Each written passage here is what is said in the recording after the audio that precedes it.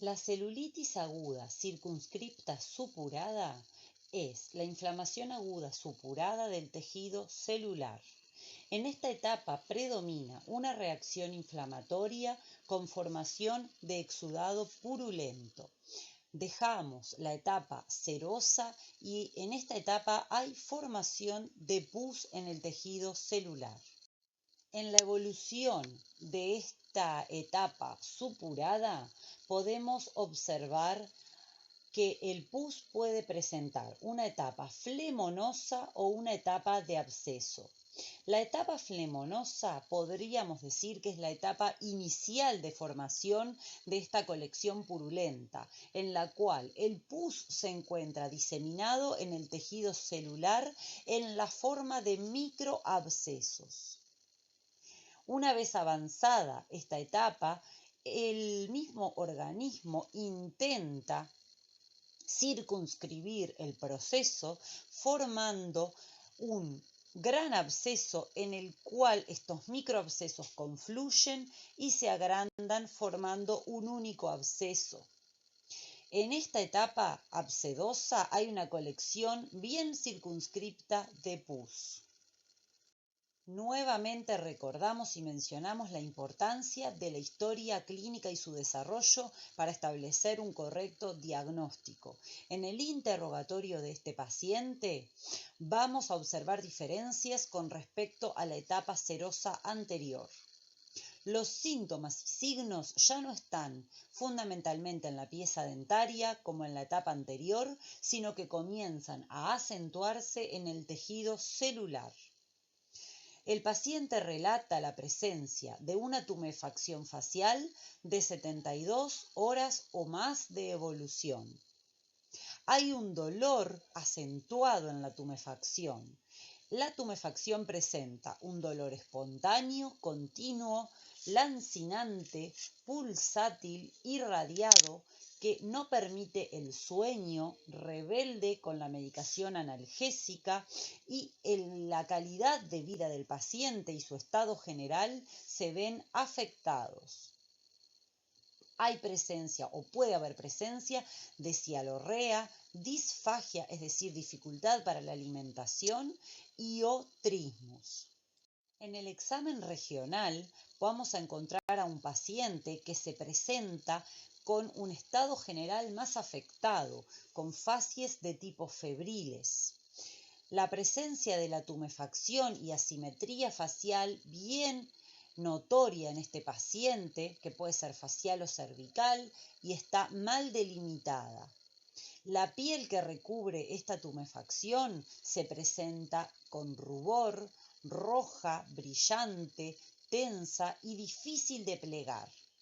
Hay un aumento en la temperatura local a nivel de la tumefacción, es dolorosa a la palpación, el paciente rechaza la palpación, hay presencia de fluctuación y signos de Godet positivos en la etapa abscedosa fundamentalmente, y a nivel regional también podemos observar adenopatías de tipo dolorosas, dificultad en la apertura bucal, trismus y halitosis.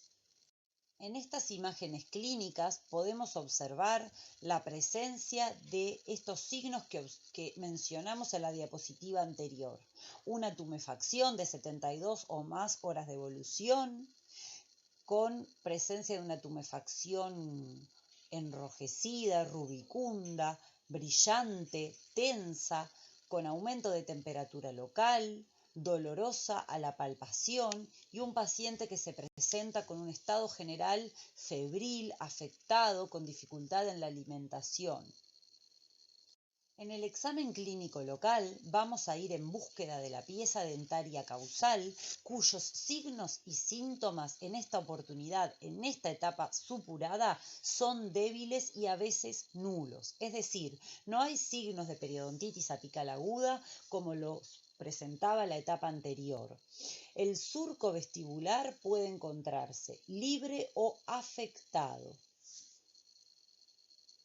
La celulitis aguda circunscripta supurada está condicionada en su forma clínica según la pieza que le dio origen.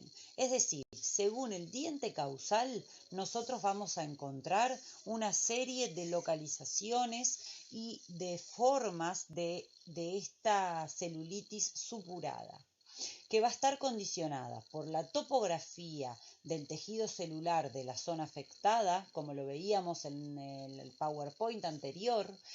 Hay ciertas localizaciones en donde hay aumento o mayor proporción de tejido celular, como hay otras localizaciones, como es el paladar duro, donde hay ausencia de tejido celular subcutáneo.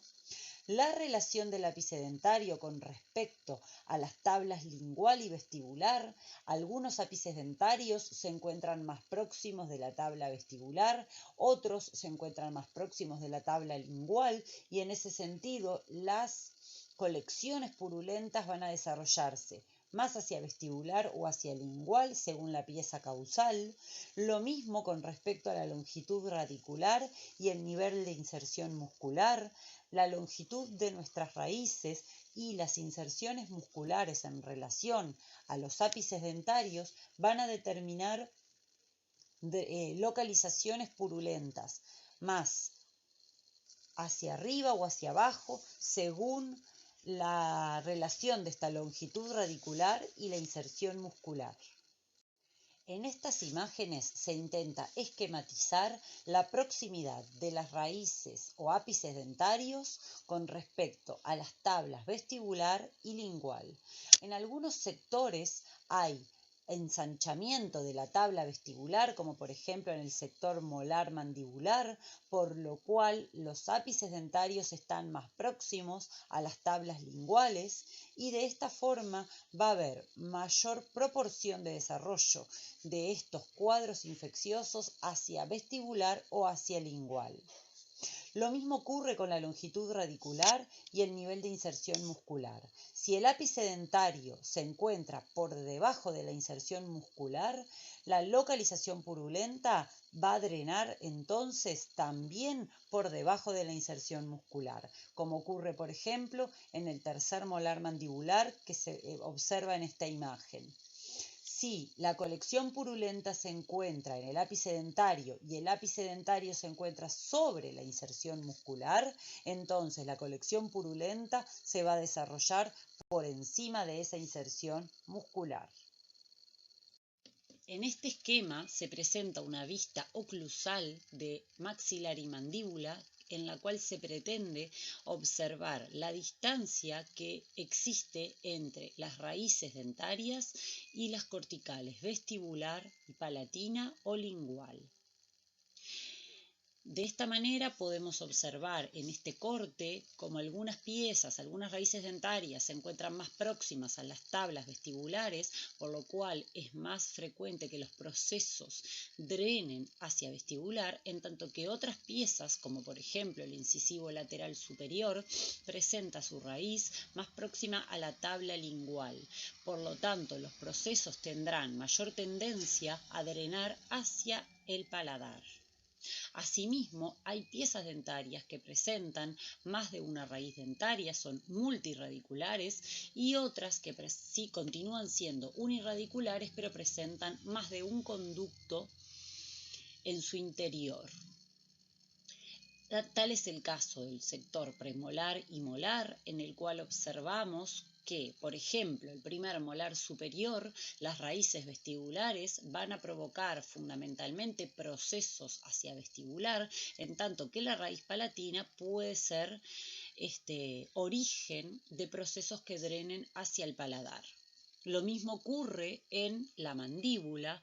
El sector anterolateral se encuentra más próximo a la tabla vestibular, las raíces dentarias, en tanto que el sector molar, por la presencia de la cortical mandibular de ese grosor tan importante y la línea oblicua externa a nivel molar, provoca que las piezas, los molares inferiores, presenten sus raíces más próximos a la tabla lingual, siendo más frecuente los procesos de colección submandibular o sublingual.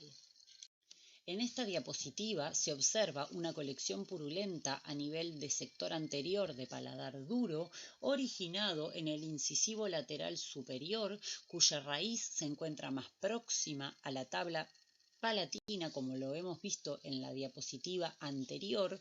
Por lo tanto, un proceso apical a punto de partida de una necrosis séptica del incisivo lateral superior pudiera perfectamente drenar hacia el paladar, formando una colección purulenta que se conoce como absceso palatino. Cabe recalcar, tal como se mencionó anteriormente, que en el paladar duro no existe la presencia de tejido celular, por lo tanto no se desarrollan celulitis, sino que abscesos palatinos. En este caso, un absceso de localización submucosa se encuentra en esta imagen clínica que observamos. En esta diapositiva, así como en las tres que continúan, presentamos un esquema que representa la mayor predilección o frecuencia de drenaje de cada uno de los grupos dentarios, tanto en maxilar como en mandíbula, teniendo en cuenta los parámetros que destacamos anteriormente, como ser el largo o la longitud radicular, su relación con las inserciones musculares, la cercanía de los ápices dentarios con respecto a las tablas vestibular y palatina o lingual.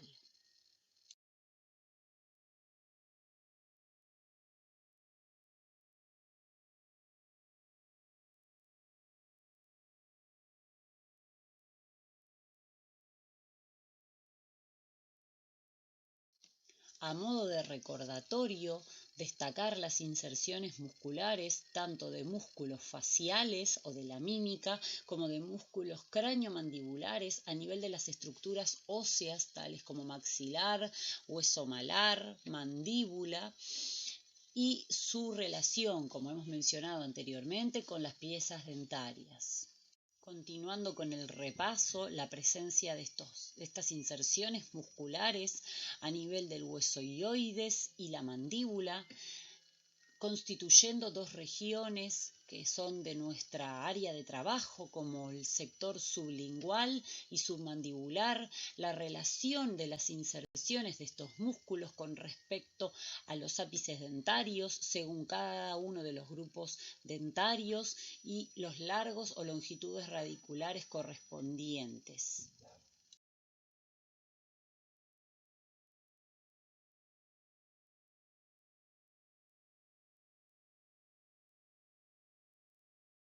En la línea de lo que veníamos desarrollando, una particularidad la ofrece el tercer molar inferior.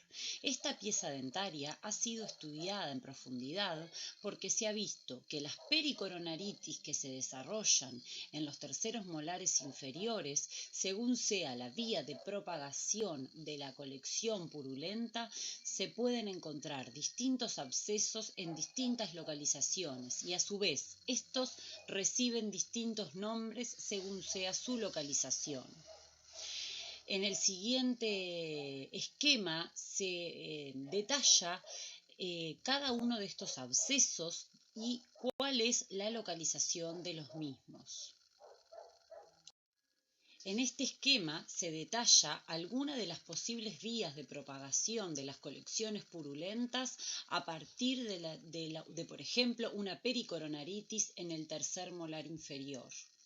Es importante poder conocer la anatomía de la región para entender hacia dónde puede drenar esa colección purulenta y dónde puede ser importante realizar la vía de drenaje posteriormente. En este sentido, les vamos a solicitar que ustedes amplíen el conocimiento de cada uno de los abscesos que se puede desarrollar a punto de partida entonces del tercer molar inferior.